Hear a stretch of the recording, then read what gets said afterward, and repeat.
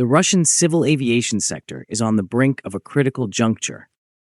The country's premier carrier, Aeroflot, anticipates receiving its first domestically produced aircraft by the end of 2026, following years of sanctions, disrupted supply chains, and a comprehensive effort to replace imports. This is more than a routine fleet update.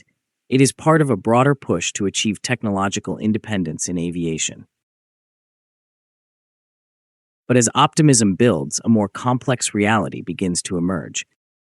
Although most aircraft systems have already been developed, the biggest obstacle has surfaced elsewhere: certification. Today, the timeline for Russia's next-generation airliners is being shaped not by engineering breakthroughs, but by the ability to prove safety and compliance. This brings us to the expected timeline, where first deliveries are now projected for late 2026. Over the past few years, Aeroflot has consistently outlined a detailed roadmap for integrating domestically produced aircraft into its fleet. The transition is not just about replacing planes, it is a complete transformation of the airline's operational ecosystem. As part of this transformation, the airline has emphasized the need for parallel investments on the ground as well as in the air. Aircraft like the Irkut MC-21 require modernized maintenance, repair, and overhaul infrastructure. New hangars are being built, and existing ones adapted to handle composite airframes and domestically developed systems. Beyond infrastructure, preparation extends deeply into human capital and logistics. Training programs for pilots, engineers, and ground crews are being redesigned to support the transition from Western aircraft to Russian platforms. At the same time, spare parts inventories, domestic supply chains, and digital maintenance systems are being developed to support long-term operations.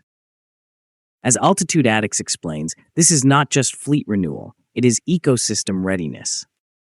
Hangars, simulators, certification processes, and technical documentation must evolve together to ensure smooth operations from day one. At the center of this ambitious plan stands the MC-21.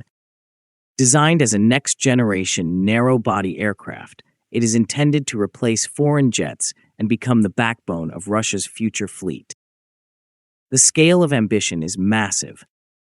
Aeroflot aims to receive 108 MC-21 aircraft by 2030, with long-term plans potentially reaching up to 200 units. If successful, this aircraft will define Russian aviation for decades. However, timelines have already shifted multiple times. Earlier projections suggested an earlier entry into service, but technical and regulatory challenges forced delays. Now, the industry is cautiously aligned around late 2026 as the most realistic starting point. To understand why, we need to look at the aircraft itself, where ambition meets engineering reality. The MC-21 was developed to compete directly with aircraft from Airbus and Boeing, carrying between 163 and 211 passengers. What sets it apart is its near-total reliance on domestic components. It features Russian avionics, a locally produced composite wing, and engines such as the Aviad PD-14. This makes the aircraft not just commercial, but strategic. Russia is effectively building a fully independent aviation ecosystem, from raw materials to software. Yet this shift has introduced complications. Replacing foreign components has increased aircraft weight and altered performance characteristics, making testing and certification more complex. And this leads directly to the biggest bottleneck: certification. While systems have been successfully developed, proving they meet strict safety standards has become the hardest challenge. As Altitude Addicts highlights, the industry has effectively hit a wall at this stage.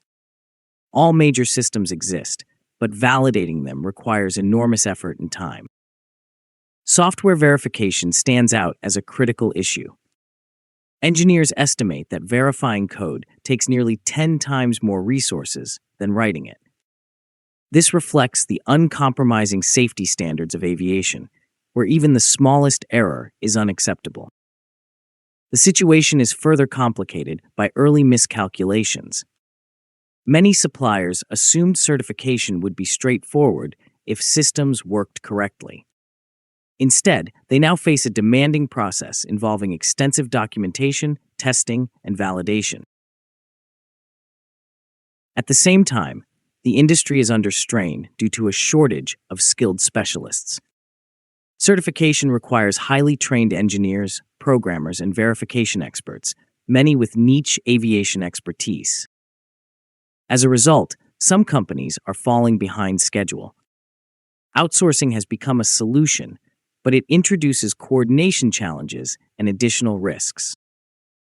Another major hurdle is the endless cycle of testing, modification, and recertification. Each change requires the Despite these challenges, the next phase, mass production, presents its own difficulties. To meet targets, manufacturers must produce dozens of aircraft annually, roughly one every 2 weeks. Such output demands stable supply chains. Any disruption, especially in engine production, can halt the entire process. Engines themselves remain a critical pressure point. The MC-21 relies on advanced engines like the PD-14, which require years of development and precision manufacturing. Accelerating this process places enormous pressure on engineering teams. Even minor delays can ripple across the entire program. For passengers, these developments could eventually mean a renewed fleet and reduced reliance on foreign aircraft. But in the short term, availability will remain limited, with gradual rollout and possible schedule adjustments.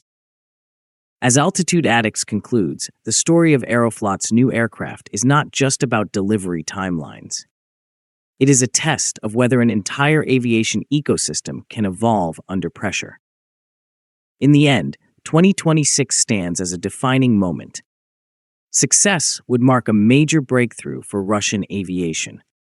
Failure could mean further delays. Either way, one thing is clear.